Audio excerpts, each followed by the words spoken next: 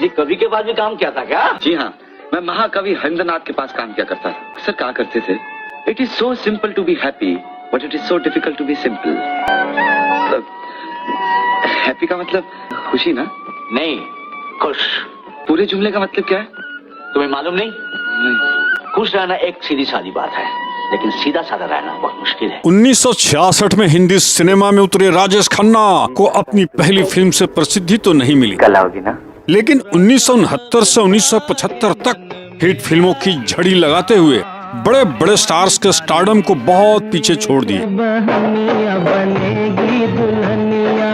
ऊपर आका नीचे काका जैसे दर्शकों ने राजेश खन्ना के लोकप्रियता में कशीदे गढ़ दिए। तो न्यूज़ के साथ साथ राजेश खन्ना के आगे हम सुपरस्टार राजेश खन्ना लिखते थे। इतने फैंस लेटर आज तक मैंने किसी एक्टर के आते हुए नहीं देखे। उसमें कुछ फैंस लेटर ऐसे आते थे कि लड़कियां अपने खून से उसको खत लिखती थी। कोई लड़कियां ऐसा भी खत लिखती, मैंने तुम्हारे साथ शादी कर ली तुम्हारे फोटोग्राफ्स के साथ और मैं अब तुम्हारी हो गई हूँ। राजेश खन्ना एक्टिंग के मामले में सुपरस्टार का टाइटल लेकर आने वाले पहले एक्टर हैं। मेरे सपनों की रानी कब आएगी तू। भले ही स्टारडम के शिखर पर कम समय के लिए विराजमान रहे, लेकिन अपने दौर में जो लोकप्रियता उन्हें मिली वह उस दौर के या इस दौर के किसी बड़े स्टार को, एक्टर को वह लोकप्रियता, वैसी प्रसिद्धि हासिल नहीं हुई जैसे कि राजेश खन्ना को मिली थी। राजेश खन्ना पर बहुचर्चित किताब the untold story of the India's first superstar लिखने वाले यासिर उस्मान ने अपनी किताब में राजेश खन्ना की जिंदगी से जुड़ी कई अहम बातों का जिक्र किया है।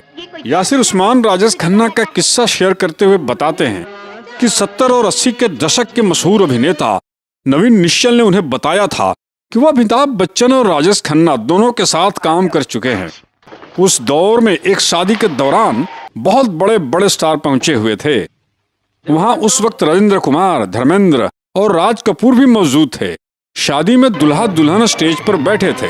उस वक्त शादी में तकरीबन 400-500 लोग मौजूद होंगे, लेकिन जैसे ही राजेश खन्ना की एंट्री होती है सारे कैमरे उनकी ओर घूम जाते हैं। नवीन निश्चल ने कहा कि वह सालों से इस फिल्म इंडस्ट्री में रहे, लेकिन इस तरह का जादू उन्होंने सिर्फ राजेश खन्ना के साथ ही देखा।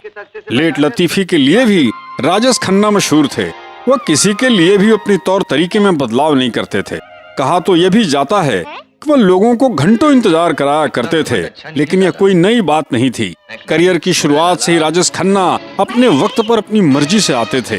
यह चलन उन्होंने अपने पूरे करियर में कायम रखा। नाच मेरे बुलबुल के पैसा मिलेगा। बावर्ची 1972 ऋषिकेश मुखर्जी के निर्देशन में बनी फिल्म में भी राजेश खन्ना टाइटल रोल यानी मुख्य किरदार में थे। इस फिल्म में वह हीरो थे, लेकिन बिना हीरोइन के। आनंद में भी वे बिना हीरोइन के थे। ये दोनों फिल्में ऋषिकेश मुखर्जी के ही थे।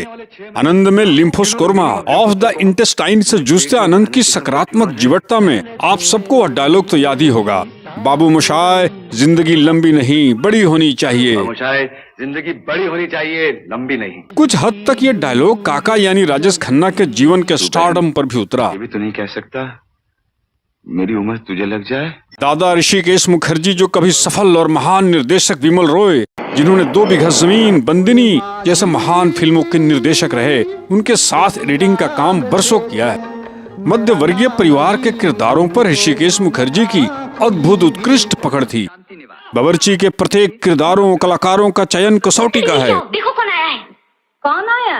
बावर्ची, खाना पकाने वाला। सुनते हो? बावर्ची आया है। खाना पकाने वाला है। चल। साथ ही अद्भुत काम लेने की क्षमता। उसने भेजा तुम्हें? किसी ने नहीं भेजा, मैं खुद चला। उस वक्त के बड़े रोमांटिक स्टारडम का चोला उतार कर निकाल कर राजेश खन्ना को बावर्ची के रंगों में डुबोने वाले ऋषिकेश मुखर्जी ही थे। वहाँ भी खाना बनाता था, यहाँ भी खाना बनाऊंगा। खाने वाले बदल जाए लेकिन आलू तो आलू ही रहेगा।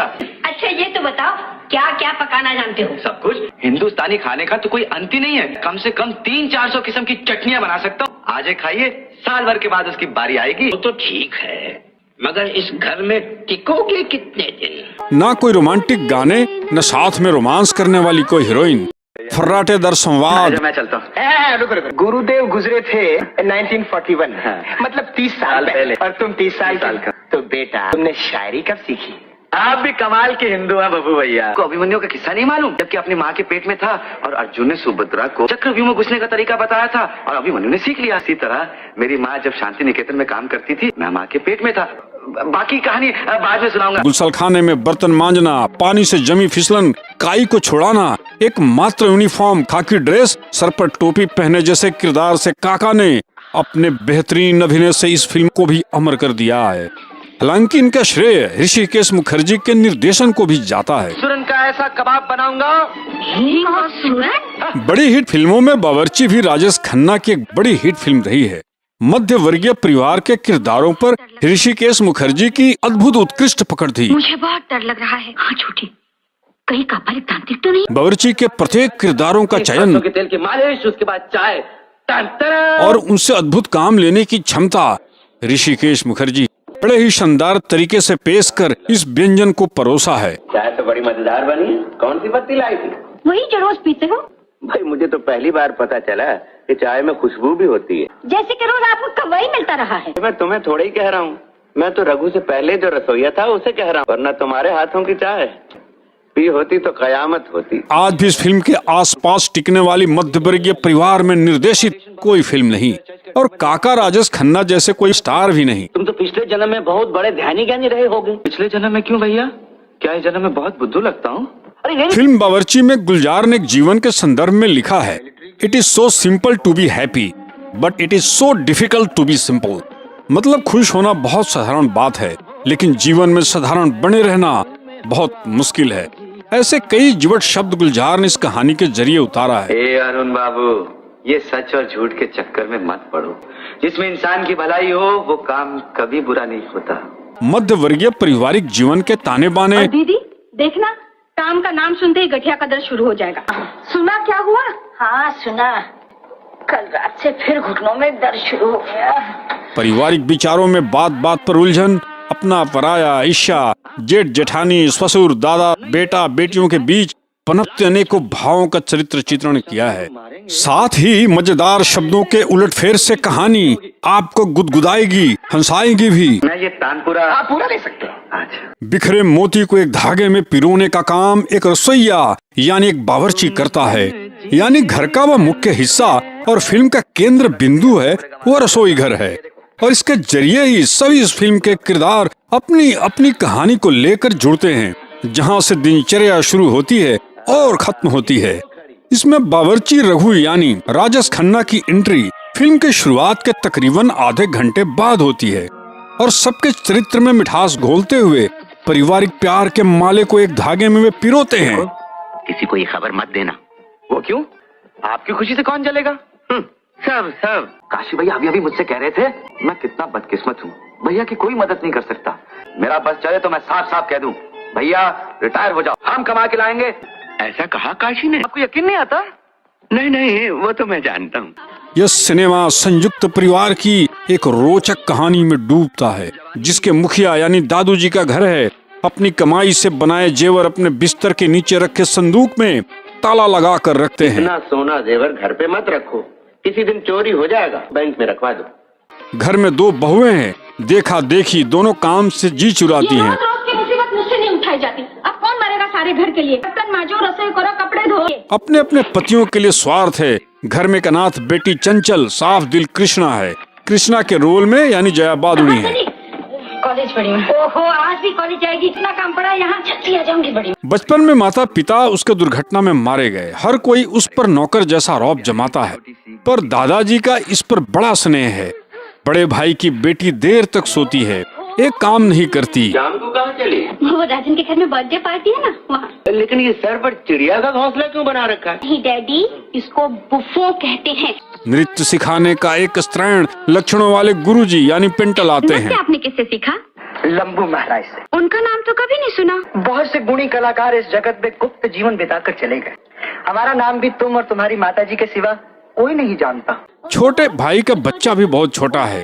तीसरा छोटा भाई असरानी म्यूजिक डायरेक्टर के रोल में है, जो अंग्रेजी रिकॉर्ड्स के धुने चुराते रहते हैं। ये ट्रेड सीक्रेट है, बाहर आ गई ना तो अपनी मार्केट खराब हो जाएगी। परिवार में कृष्णा को छोड़कर सबको एक दूसरे पर शक और डाह है। अलग हुए कि बड़े भाई या बाबूजी के कान भर देंगे, कान जायदाद सबसे बेदखल कर देंगे। कोई बावर्ची इनके यहाँ महीने भर भी नहीं टिक पाता है। मेरी नौकरी का क्या हुआ? मिल जाएगी महाराज, जल्दी क्या है? तो पूछो मत। सोचा था होटल के 10 मालिकों से घर का एक मालिक अच्छा। यहाँ आया तो मालिक 10 के 10 और घर होटल से भी गया गुजरा निकला। नौकरी तो एक और है, लेकिन पगार इतनी नहीं। मुझे यहाँ क्या मिलता है? 50 रुपए, खाना कपड़ा और जागने की जगह। सोना मिलता ही कहाँ है, इसीलिए तो बाहर जाकर सोता हूँ। बावर्ची की तलाश है। फिर घर में एंट्री होती है बावर्ची रघु यानी राजेश खन्ना की। वह कहने भर को बावर्ची है, लेकिन कई विद्याओं में पारंगत है, जो फिल्म के अंत में पता चलता है। संस्कृत, गणित, नृत्य, संगीत, गायन में प्रवीण है। यह बावर्ची घर के लोगों को एक दूसरे से प्यार करना सिखाता है, दूसरों की छोटी मोटी गलतियों को नजरअंदाज करना सिखाता है और कहता है अपना काम तो सभी करते हैं, लेकिन दूसरों का काम करने में जो सुख मिलता है उसका अलग ही आनंद है। काम तो सभी करते हैं, थोड़ा सा दूसरों का काम करके देखिए कितना सुख मिलता है। गुलजार ने भी इस पर बेहतरीन कलम चलाई है। हर किरदार का अलग आभा मंडल तैयार किया है। फिल्म के हीरो राजेश खन्ना के आसपास जो भी किरदार हैं, वे भी इस फिल्म की कढ़ाई में बावर्ची के रेसिपी के असली मसालेदार रस हैं। एके हंगल रिटायरमेंट के करीब बेटे का किरदार में है। इनको इस बात पर कोफ्त है कि अपने पिता की नजरों में वह अब भी बचपन में मिले नाम मुन्ना जैसे ही हैं। मेरी सुनता ही कौन है? 60 साल की उम्र में भी मुन्ना ही हूँ अभी तक। काली बनर्जी अध्यापक के रूप में बहुत जचे हैं। काशी को देर हो जाएगी भैया। तो क्या मुझे देर नहीं होगी? मुझे ऑफिस नहीं जाना। चल निकल निकल। स्कूल में मास्टर देर से पहुंचा तो डिसिप्लिन कैसे रहेगा? दुर्गा खोटे बड़ी बहू का किरदार में और छोटी बहू उषा किरण को, देवरानी जेठानी के बीच चलने वाले तनातन्नी ईशा को, दूसरों को खुश करके जो खुशी मिलती है ना, उसका तो जवाब नहीं। कभी बड़ी माँ की मदद करके देखिए, बहुत खुशी मिलेगी। जिस अंदाज में बावर्ची रघु खत्म करता है, यह एक बहुत बड़ी पाठशाला है। दोनों भाइयों में भी एक दूसरे के प्रति प्रेम बोता है।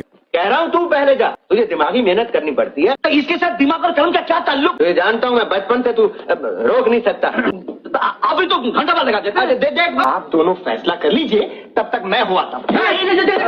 पहले आप में गाड़ी छूट गई। क्या हो गया? एक ही छत के नीचे रहने वाली चचेरी बहनों की आपसी ईर्ष्या भी रघु की कोशिशों से आपसी प्यार स्नेह में उतर जाता है। और कृष्णा को अपना प्यार भी फिल्म के अंत में रघु के अंतिम फाइनल एक्ट से ही मिलता है।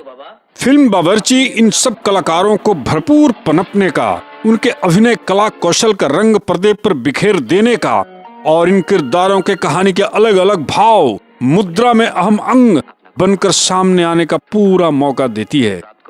और यह सब संभव हो पाता है ऋषिकेश मुखर्जी के सदे हुए महान निर्देशन से। दर्शकों को जानने की उत्सुकता है कि रघु कौन है। रघु भैया, आप कौन है? मैं नाम से रघु, रिश्ते से भैया। एक हंसता मुस्कुराता आम इंसान जिसका जन्म बनारस में हुआ, पढ़ लिख कर वह यूनिवर्सिटी में प्रोफेसर बना। अपनी खुशी के लिए उसने हर हुनर सीखा, लेकिन जब लगा कि ऐसा हुनर किसी काम का नहीं जो दूसरों को सुख न दे सके, तो दूसरों के घर में नौकरी करके उनको सुखों के मायने सिखाने निकल पड़ा। सोचता है एक घर बदलेगा, फिर 10 घर बदलेंगे, फिर हजारों घर में शांति होगी और लोग ऐसे ही छोटी छोटी गलतियों को भुलाकर एक दूसरे की सेवा कर अनंत प्यार को समझेंगे। जब समय मिले तो आप इस फिल्म को अवश्य देखिए। अगर आप काका यानी राजेश खन्ना के एक्ट के दीवाने हैं। आज मोबाइल की दुनिया में घर घर में कान पड़े परिवार के सदस्य इस कहानी में सराबोर हो जाएंगे। साथ ही ऋषिकेश मुखर्जी क्या थे, आप इनके भी निर्देशन के कायल हो जाएंगे। आज 1000 करोड़ के क्लब में जाने वाली हिंदी फिल्में बहुत निराश और फीकी लगेंगी आपको। आज इस वीडियो में इतना ही। नमस्कार। ये क्या? तुम और रसोई घर से निकल रही हो? ये तो नहीं हुआ था आज तक इस घर में।